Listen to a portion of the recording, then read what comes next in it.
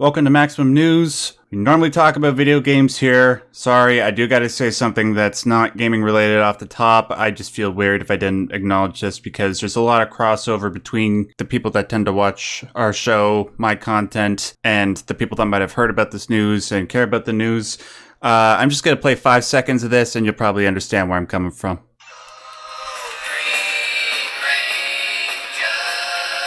Yeah.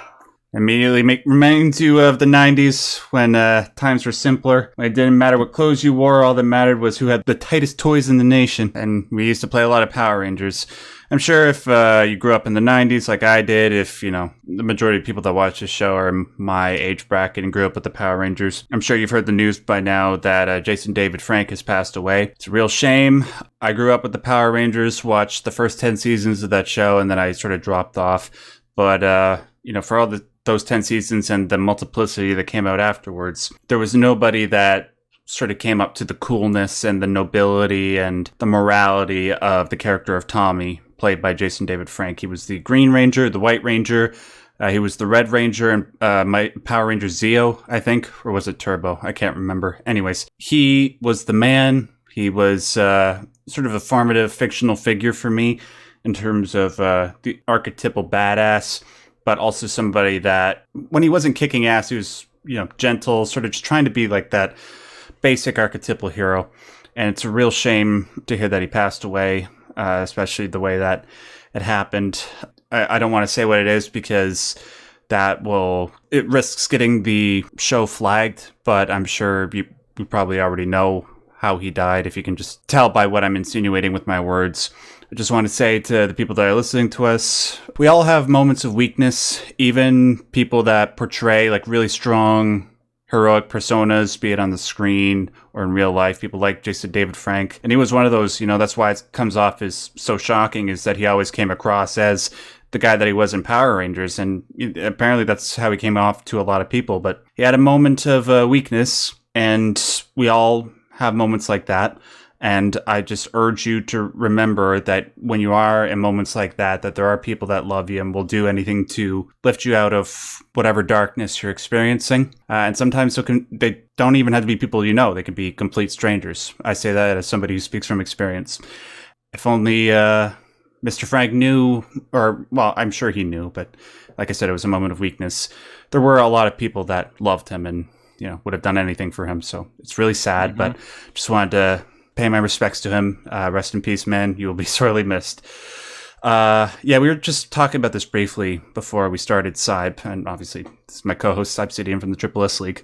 You said you had a tough time watching the Power Rangers as a kid. There was a lot of shows I was not allowed to watch as a kid, and I thought I would be smart by asking if I could have 2 shows that were on the OK list to be recorded by my aunt. And then she would send me this thing called a VHS for those of you who, aren't ancient. What the hell is that? No, I'm kidding. Yeah, it's an old black box that used to record things. It was very, very, very cool. Anyways, I thought I was smart. I asked for 2 shows that was right in the middle of some Power Ranger stuff at the time, because I was kind of interested. I was trying to like learn more about it so I would be more cool. Care Bears and Teletubbies? Kids my own age. Yeah. But my aunt actually recorded around the thing. So instead of just letting it record for an hour and a half straight, she just sidestepped that. And then my mom grilled me on whether or not I had asked to, have that, recorded there, because that was, she had heard some things, from her local friends who said that it was very, very, full of very bad and evil things, and so that's always that's always some fun stuff, right? And I do want to tack on to what you were saying there, just as a quick side note. Don't want to get too down about this, but I remember reading a study in which they interviewed people who had survived jumping off into water. Yeah. And they all said the same thing. It was unanimous, is that the second that they went over the edge, they regretted it. They all regretted it, and they all realized that whatever problems they were facing was easier to fix than the problem that they were currently facing, which was, terminal velocity or impact. And so that's something to remember, is that there's always an easier solution. And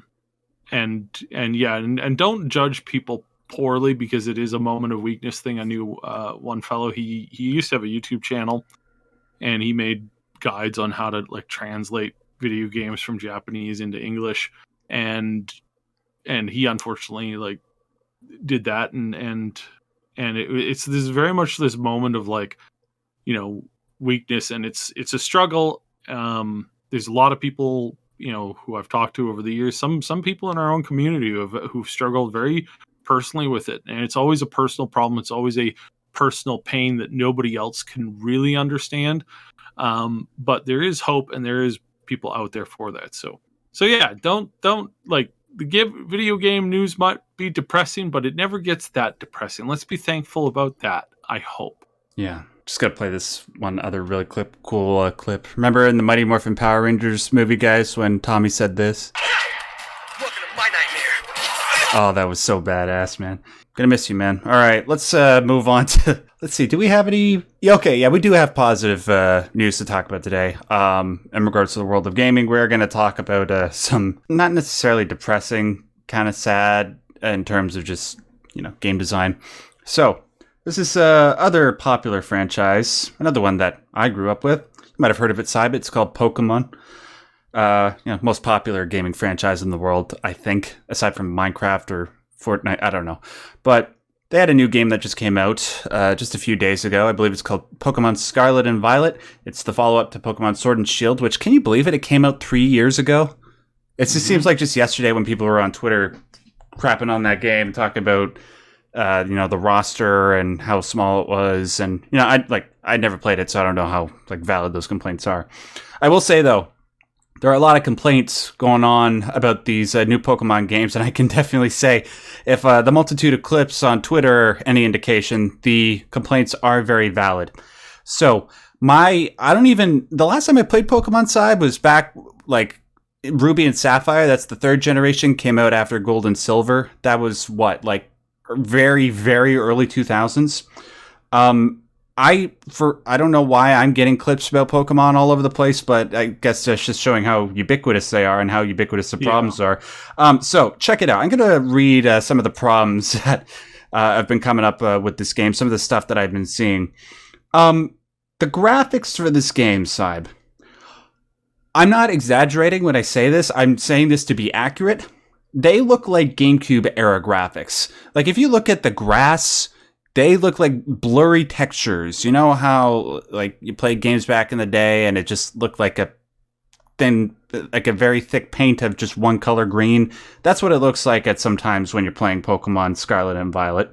The LOD, and for people listening don't know what LOD is, it's sort of like when you look off into the distance in the game, you see images of something, but then you get up closer, it takes on more detail. The LOD, when you're looking off into the distance of this game, looks like, I'm going to use terms that Cy will understand here, it looks like vanilla Skyrim on the lowest settings. Again, not saying that to be exaggeratory, I'm saying it to be accurate. Look at it and you'll see what I'm talking about. Yeah. And then there's a multitude of glitches. I'm talking there's this, one of the main characters, I think when you're trying to summon a mount that you can ride on, his arms will grow as long as Ryder's does in the GTA Definitive Edition when he's on the bike. When you, let's see what else there is. Oh yeah, sometimes your mount will disappear and you'll just be riding around the world looking like Crazy Frog, in the Axel F music video. Do you get these references, Syb? I'm sorry if I know those are a little bit obscure. No, it works. Oh, okay, you get it. Okay, it's, I mean, it's I get that there's stylistic choices and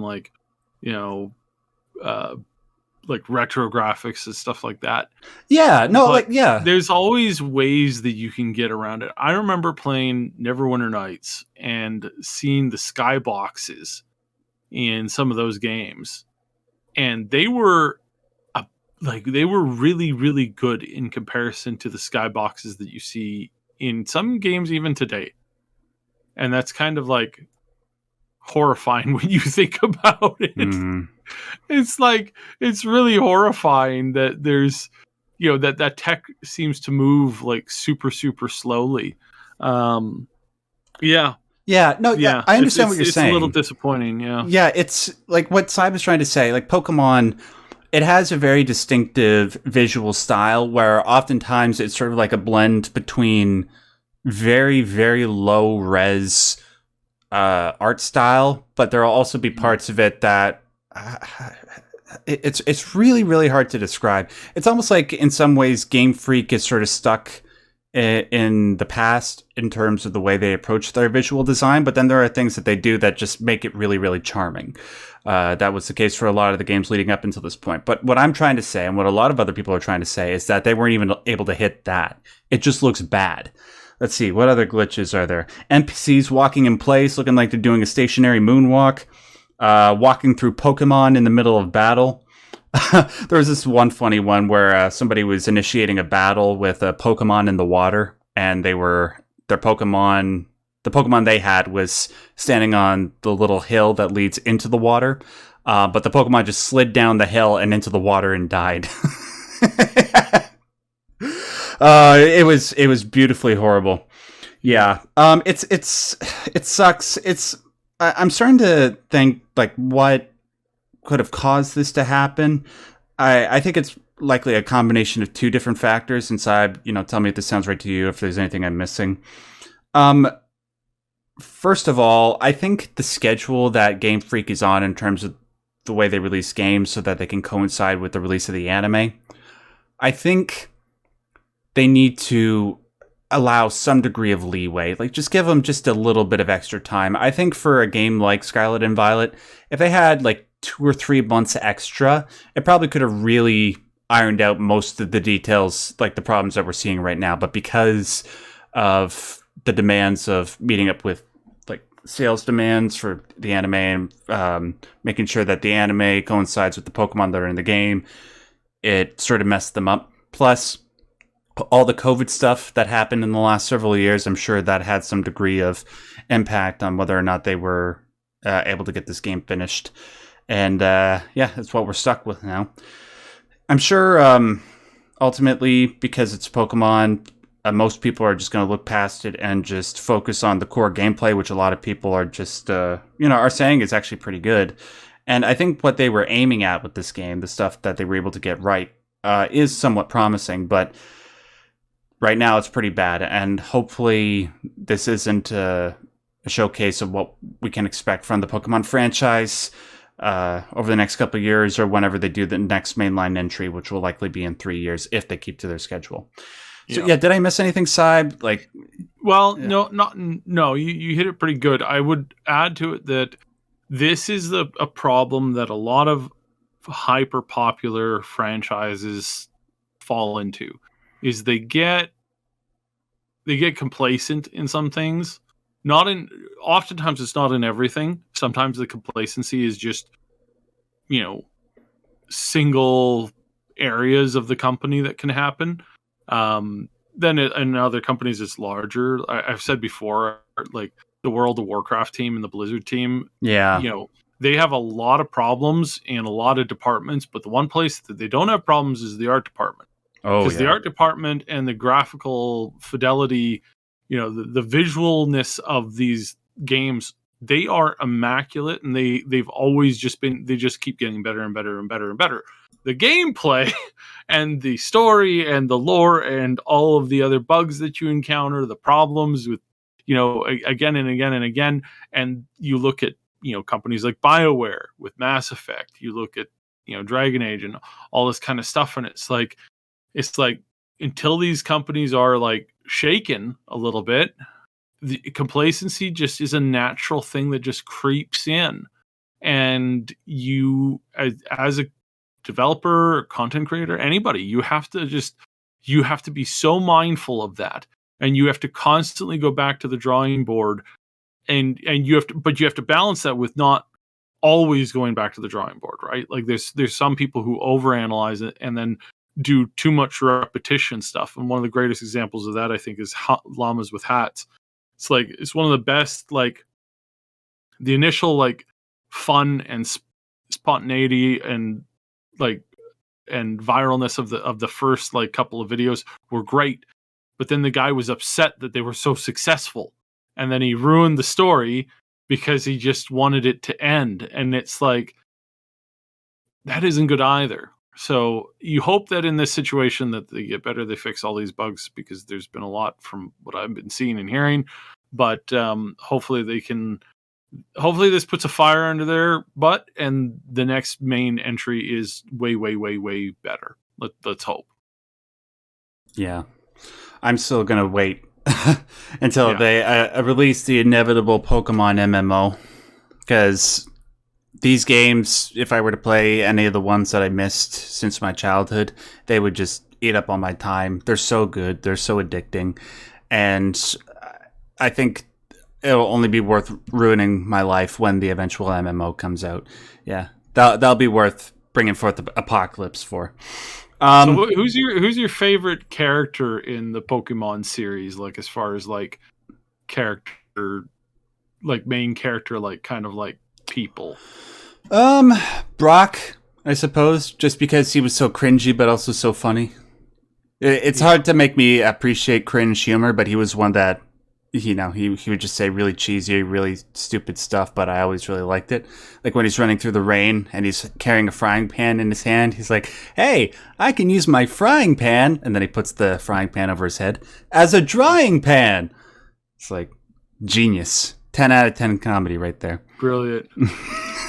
Mine is how do you say this? Marine. I think Marine's awesome. From what era? I think she's Sword and Shield in the anime. Oh, like, she's in the anime for sure on that. Dog. There's way too much animated footage of her, and then I think she's been in a couple of the different games, because there's a lot of different like art styles and stuff like that of it. So, okay. Yeah, I don't know. Like, my extent of knowledge as far as the Pokemon anime goes and the games is Gold and Silver, and as far as I recall, those games came out in 2000. Yeah, she's a sporty goth girl. It's like, that's a perfect combination. Well, no wonder you like her. Let's move on to. No, I'm just kidding. Let's move on to the next. Okay, yeah. Let's move on to the next one. So China and Activision Blizzard. Oh, are they telling China to go F off now? So they're calling it quits with NetEase. Yeah, they basically NetEase? said, I believe it's NetEase. Okay. Now I know you're only asking because you don't know for sure, and now I can't remember whether that's the correct company or not. I think yeah. Hong Kong NetEase Interactive NetEase, Entertainment Limited. Yeah. Yeah. So NetEase, it is sort of based in Hong Kong, but it's actually, like they're pushing out further and further into mainland China, and there's they've been having a lot of like back and forth problems. And everybody at first was like, haha, China's kicking Blizzard out. Haha, screw them. That's not actually what happened. Blizzard cut off the agreement first. Mm-hmm. And what they're doing is basically screwing over everybody who plays, any of the Blizzard or Activision games, which is actually a lot of people. So there's a lot of people who are losing, decade plus of their accounts in things like World of Warcraft and the big ones being StarCraft and Warcraft, because those are still, those RTSs are still very, very popular over there, and Overwatch is still pretty popular over there. But yeah, all those people are losing their accounts in January. Now, it appears as if Blizzard is shopping for a different publisher over there, because they can't just publish there themselves. They have to have an agreement with the party. Sorry, the party. They have to have an agreement with them so that they can continue to do business there. Right. So that's the whole shindig that's going on there now. Well, It's kind of scummy, it's kind of slimy, yeah. and somebody from NetEase basically came out and stated that somebody on the Activision side of things was being a jerk and was destroying, basically like harming their company, harming Activision Blizzard, for like essentially what boils down to personal gain. And I went, oh, that could just be, this company, companies losing money. Gaming in China has suffered a lot recently. They've lost a lot of money. They've lost a lot of backing. They've lost a lot of basically everything. It's not good right now. If you're a game developer over there, you're in hot water. You have to be focusing on trying to make games for things outside of China. You've got a government bureau looking over your shoulder, trying to assign all kinds of blame to you. It's pretty bad. It's in a bad state. Now NetEase is not exactly they're not exactly the perfect representation of being a good company. They certainly like to charge and overcharge, and they've definitely caused a lot of problems and a bunch of other stuff. But they don't necessarily deserve to have that happen to them. So it's one of those things where it's like, there's more. Obviously, there's more going on here than we know. I doubt we'll ever really get the full story behind it. Don't be surprised if early next year they sign on with a brand new company and they end up getting a much better deal for that. They reopen everybody's accounts and stuff like that and transfer that stuff over to them again. And that the prices are perhaps a little bit larger. But there is a silver lining to this. I know a lot of you are really worried, but where does this leave Diablo Immortal? Okay, Diablo yeah. Immortal is currently staying with NetEase in China and will be the only product that is still available, and will continue to sell outrageously priced everything constantly for that. That dumb So, people yeah. will continue to buy. Yeah. If you ever want to waste 100,000 American dollars, you got it right there. And for the record, it was NetEase who developed that game. For the most part, they developed it in conjunction with Blizzard, but they did most of the work on it. So that's something that needs to be remembered, is that this is a company that designed their game in such a way that you can spend 100,000 American USD, and that puts you on a power level that is infinitely higher than people who have spent $10,000 on it or $50,000 on it. That's the scary thing. It's not that you can find something to spend that much money on. You could technically do that in every game, honestly, that has any kind of like a microtransactions. If you just kept on buying over and over and over again, eventually you'd run up that bill. But there would be a point where it's like, it's pointless to do that. And that's something that I think, because sadly, I don't think this stupid microtransactions stuff is going anywhere. And I say, again, sadly, because I wish it would just die in a hole. And it's like they don't even have to get rid of the whales if they don't want to. Yeah. They could have competition servers where you pay a flat fee on a competition server. That fee gives you a basket of goodies that you would normally pay microtransactions for, and skins and characters and all that kind of stuff.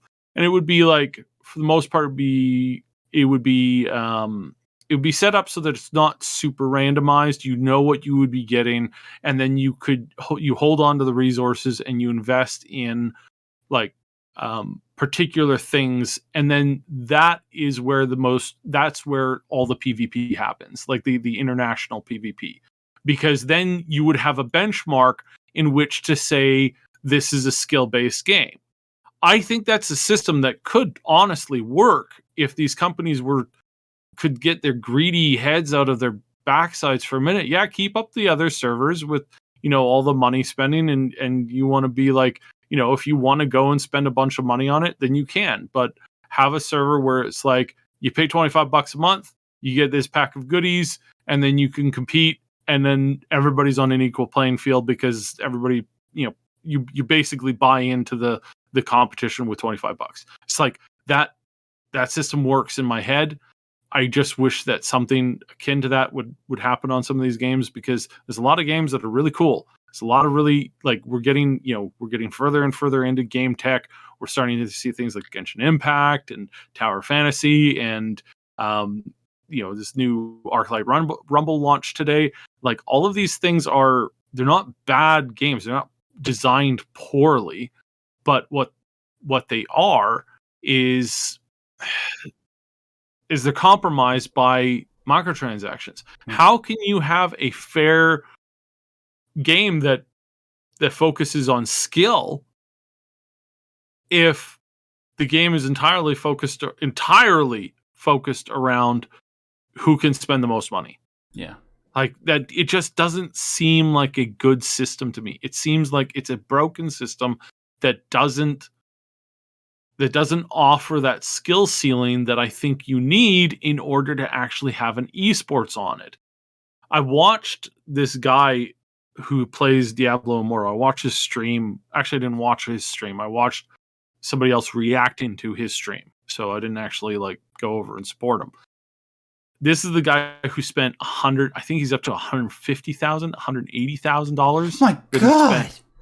In Diablo Immortal. He's some rich guy who decided that he was going to pick up this and do this for fun. So whoever that guy is, I think less of you. Go on. Yeah, well, that's the thing, is like, whenever I see him doing PvP or talking about stuff, he just comes off as like just a gigantic turd. Like, he's better than you because he can spend more money, or and again, that's kind of a dumb assumption. He's like, maybe other people can spend more money, because that's a stupid investment. Maybe if you put $150,000 into a proper investment, you could actually turn that into like $1 million at some point. Like, maybe giving that to your grandkids is a better use of that money. Maybe giving that to a charity is a better use of your money. Why are you giving it to a bunch of rich devs? And I mean, these are rich people. Like, Bobby Kotick doesn't need the more money. And no, it's not going to the workers and the low, the people on the baseline who worked on the game, like Wyatt Chang and those idiots that worked on it. It's like, the money's not going to them, not in the level that he's spending it. And that's always something that is kind of shocking. People develop these games for pennies. They pay the people who make these games pennies. And I mean, I could go on this topic for an hour with dozens and dozens of stories, nightmare stories about developers who were getting paid or who got completely stiffed. They worked on a game, they were promised a paycheck, they were given maybe 10% of it. The game was finished. They put it on they put it on the market. A bunch of people threw money at it like crazy for a couple months, then ditched it. And then those developers never got paid because the publisher company just took the money and was like, haha, screw you. And then off they go again. It's just disgusting. Well, on that note, yeah. Unfortunately, I don't really have that much to say about this, aside from the fact that I'm glad that, albeit temporarily, Activision Blizzard is no longer doing business with China. We already knew that those guys, the people that are making the main decisions behind that company were jerks. I was hoping, for a little bit better from the company that we're going to talk about next. So speaking of developers that were not being paid and overworked and lied about, Mick Gordon Well, he's not really a developer. He's a musician. He's the guy who did the legendary soundtrack for both Doom 2016 and Doom Eternal, two of the best games that have released in the last 10 years, which are great games on their own, but the quality of those games was largely enhanced by the score that this guy did. His score for Doom enhanced that game in the way that Marty O'Donnell's score enhanced Halo, or Nobuo Uematsu's score enhanced Final Fantasy, Akira Yamaoka Silent Hill, all the great composers. He's that good. Unfortunately, Mick... So, back in May of 2020, the executive producer for Doom Eternal, I can't remember what his name is, I think it's Marty something, if you know, Sab, let me know.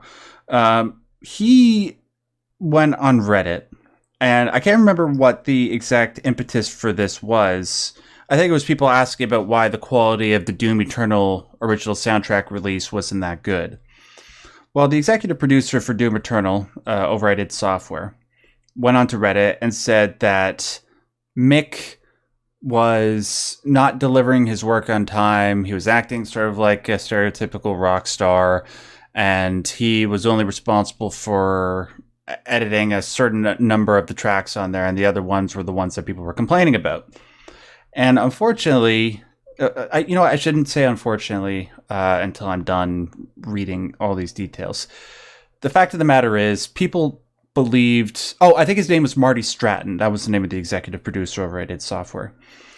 People believed Marty over Mick because Mick didn't provide any response to this. And this was in May of 2020, so it's over 2 years since this was initially talked about. Well, Mick, after 2.5 years, finally released a statement on the whole situation. He released it on Medium.com. It's a very, very long post full of receipts, basically explaining why Marty and the guys over at Bethesda and id Software are lying about what they said about him. Rather, he tried to deal with the Bethesda and id executives behind the scenes and only went public when no other option was available. They tried to pay him, according to him, like a six-figure payout just to keep quiet about the whole situation. But he figured, nope, the truth is more valuable than that amount of money. So he went to Medium and explained that it wasn't him that was acting like a prima donna. It was actually Bethesda and id Software. They were accusing them of unreasonable scheduling, which made it difficult to deliver work on time. He also accused them of stuff like, oh, he would work for 11 months of the year, not being paid for the work that he was done. That sort of thing. And then also, when Marty Stratton made the statement on Reddit, he attested to a whole bunch of people, like apparently getting his personal information and just sending him death threats and other forms, wishing other forms of assault on him and his family, saying that, oh, well, they would get him and post pictures of his body online. That's not appropriate, but that's what he had to deal with. Now, Bethesda and id Software, they released a statement in response to his post on Medium.com saying that he was lying and that they would address his claims in a proper forum. Obviously, I think the insinuation there is that it would be in court. Now, people are more inclined to believe Mick at this point in time, because with Bethesda's response, even though they said they have receipts that would prove their particular stance that Mick is the one that's in the wrong, they didn't really provide anything with that statement. And it's like, well, I mean, you could have provided something. I mean, you don't have to necessarily provide all the stuff, maybe just something, because, to the extent that Mick went, it takes like an hour to go through his post if you look at all the stuff that he provided. Yeah. If they were really in the right, they could have provided at least something, just to maybe calm down PR and make people say stuff like, okay, well, let's just wait until all the information comes out, which we should be anyway. But, there are the people that are just going to create a storm of controversy around it. So that's where things are at right now. It's really sad. I because of the whole thing with Bayonetta and the voice actors behind that, I'm just going to take a default position of we'll just wait and see what comes out in court. But Saib, your immediate thoughts about all this? So I know I know people who work with Bethesda. I don't know a lot of Bethesda people. They run a very tight ship over there. But I do know enough people that are in the industry to get kind of a generalized impression, and that is that um, that and I mean, again, I don't want to be picking sides or being nasty on this or trying to be rude or anything like that, but I do have to point out that musicians are almost like famously this way. I mean, they invented the term prima donna, right? Like it's Yeah. just it does kind of come with the territory of having this very, very, wonderful skill that people lose their minds over. And that's been that way since the Beatles and Elvis and that kind of stuff. So, do I believe what he's saying about how, he's not to blame, Bethesda's to blame? On his face, early on, I would say no, because we don't know if any of this stuff is true or how accurate it is or how much of a two-sided problem it is. It's like the people who leak a portion of a call, right?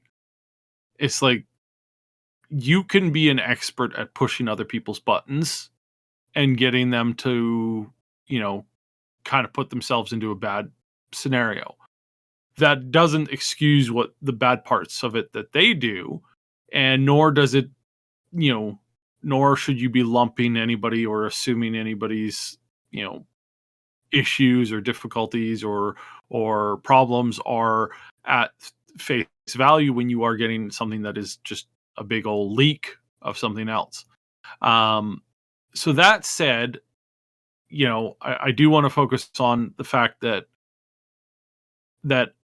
Bethesda can't come out and counter this stuff in a public forum on like Twitter or on YouTube or something like that. That's just that's not the place for it. And if you had enough of a slam dunk with this kind of stuff, then you could sue for it. So that this is probably what we're going to see is we're probably going to see a lawsuit at some point. Mick is obviously going to be on the downside of it because I mean he's got to defend himself and he doesn't have a gigantic army of lawyers like Microsoft / Bethesda can do now. So we don't know which one it is. A lot of people want to jump to the defense of somebody they see, but again, when it comes to this kind of these kinds of he said she said stuff, and when it comes to this kind of an artist, you can never really you can't really be sure what's going on and who said what and who's where with this kind of thing, because you just don't know. And you don't know, and unfortunately that's as good as you can get for quite a while until you can, at some point down the road, maybe more stuff will come out. But even then, not everything is admissible in court. Not everything is put out into, quote unquote dirty laundry. And is that a good thing? I don't know if that's a good thing. It would be nicer to be able to confirm this kind of stuff. But my initial mind is to kind of doubt a little bit of what's going on here and to urge people from signing up for one side or the other too hardly or too harshly or too hard, I guess is the proper term for it. So yeah, I've heard a lot of rumors, and I would say that most of them doesn't make him look good. And if he is being, if it is a conspiracy, then that's extra bad, and it's extra bad to just believe something like that. However, when you look at it from the perspective of in a lot of these cases with musicians, like if you're as good of a musician and you're a perfect person to work with and all this kind of stuff, then more people would be trying to get you to work for them. More you would have things lined up, you'd have people lined up around the block trying to hire you. But if you're actually the problem, then typically that's going to like, people are going to discover that pretty quickly, and then they're just going to stop working with you. And people have stopped working with him on masse. So again, what does that mean? Well, we don't know for sure, and we'll have to like see this, and it'll probably be really messy, and that's terrible. Yeah. So yeah, that's my take on it. Is just it's like, don't assume too much on this kind of stuff. Don't jump at this stuff too much too quickly, because again, this stuff is very, very dirty and can get dirty really, really quickly. Yeah. So yeah.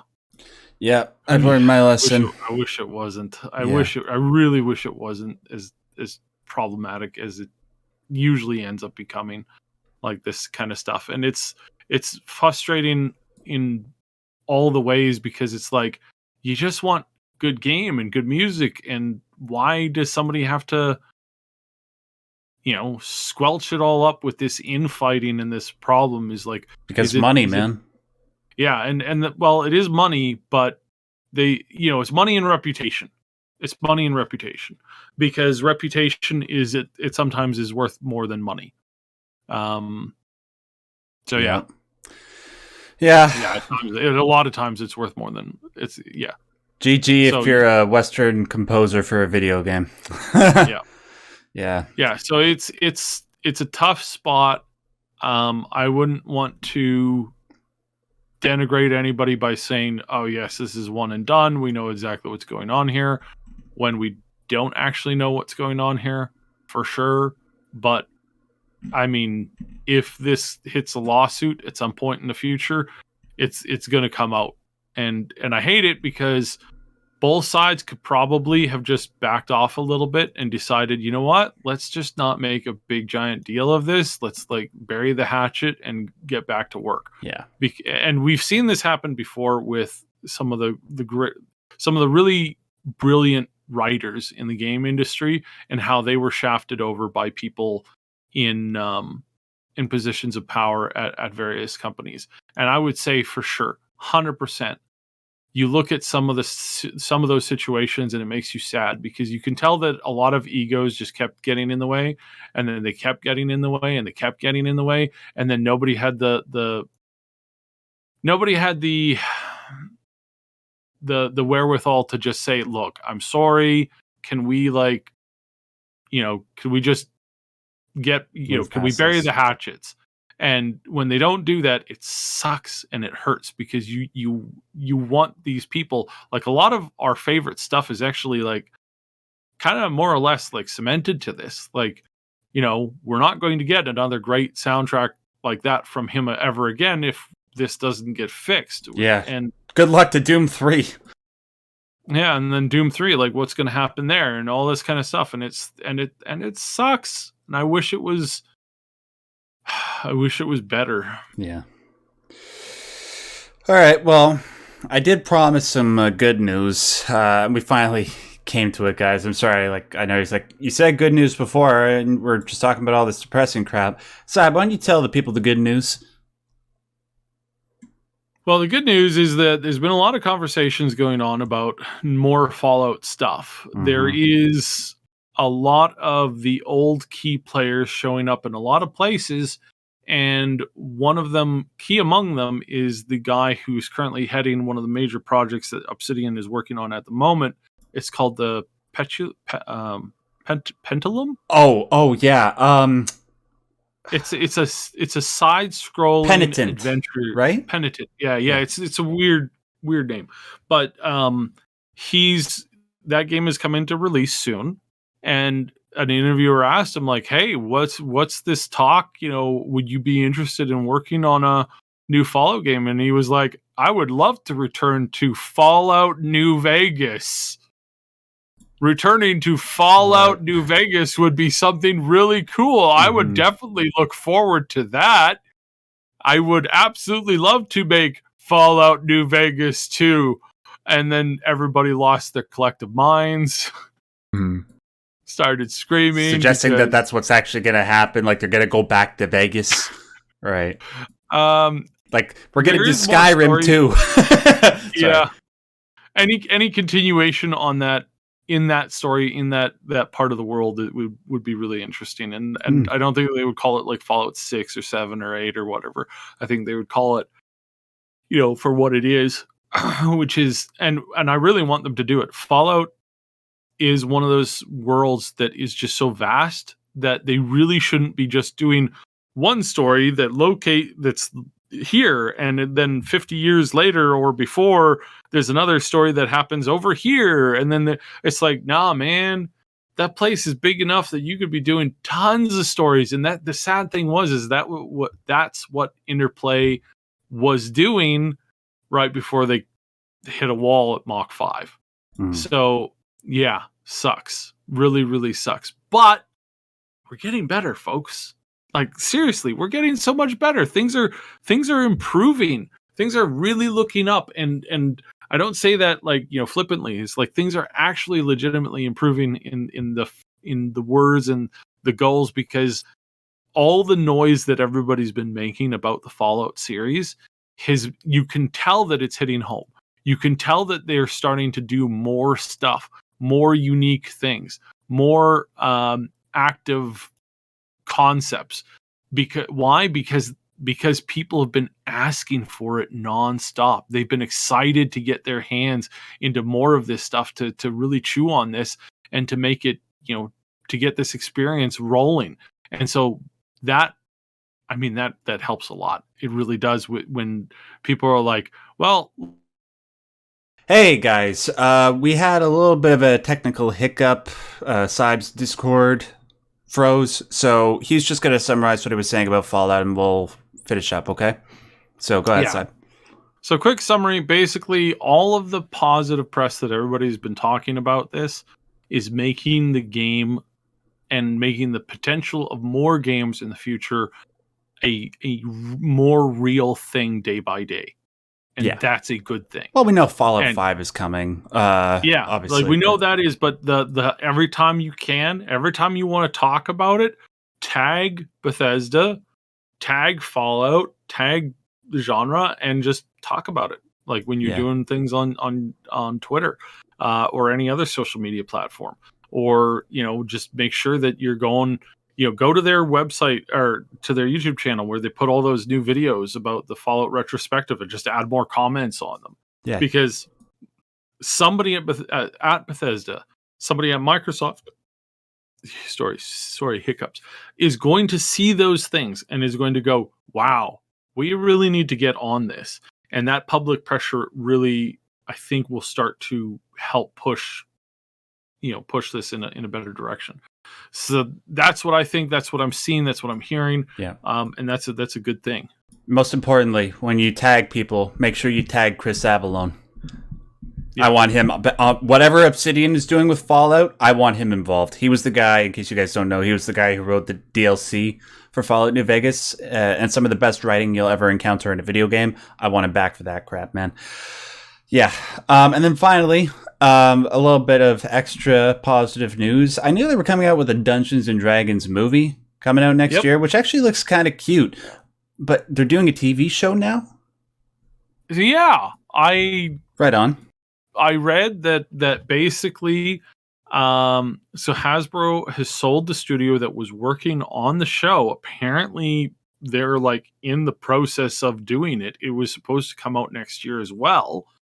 But the project appears to have been sold and transferred as an existing continuing thing to this new buyer.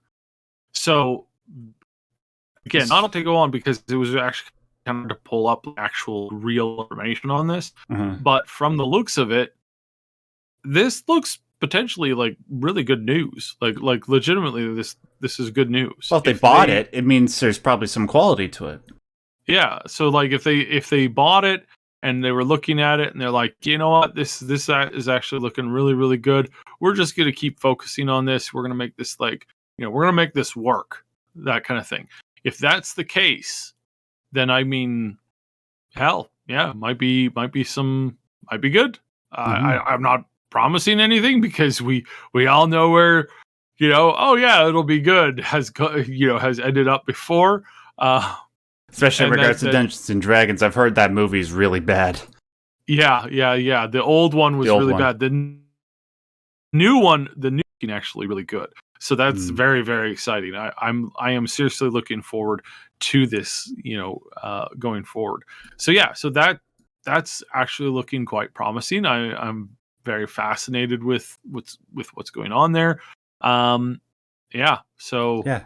And I can finally have something to say on this matter, because I have recently if you guys watched the last episode with the game footage that I used, I've recently been making my own foray into the Dungeons and Dragons universe.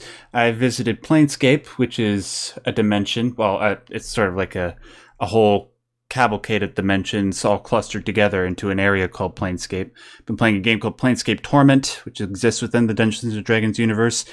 Man, it's awesome. It is so cool. The writing is amazing. Just the amount of... It feels lived in. It feels real. Just the amount of uniqueness and thought that is put into all the different characters, the factions, their philosophies. It's so intricate. I've never seen anything like it. And if I can get stuff like that with the main Dungeons and Dragons, like the main stuff associated with that name and not the tangential stuff like Planescape Torment, I cannot wait to see what more this universe has to offer me, man. It's going to be really exciting.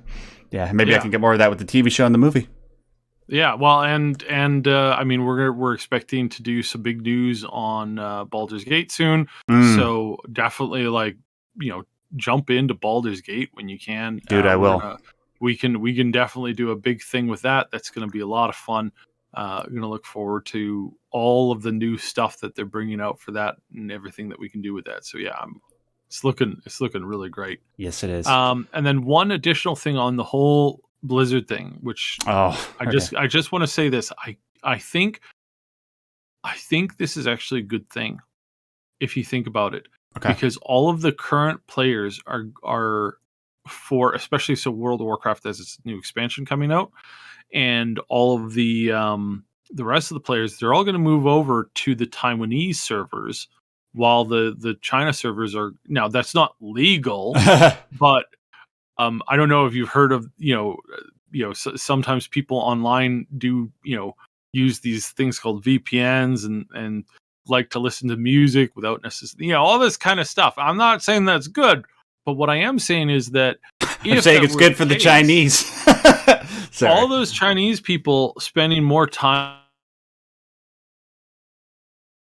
with Taiwanese people and sharing and communicating, and that's probably actually a really good thing for their culture as a whole, because right now it's just so hard to get good it's so hard to get information into a place where it's completely state controlled. It's like that is a bad thing. And imagine a new generation of millions and millions and millions of young Chinese people and middle-aged Chinese people who have who reach out, talk to Taiwanese people and discover, oh hey, there's actually all this other stuff going on, and I'm friends with these people. Maybe we shouldn't attack them and brutally murder them. Yeah, that's a positive. That's a thing. And so, very interesting.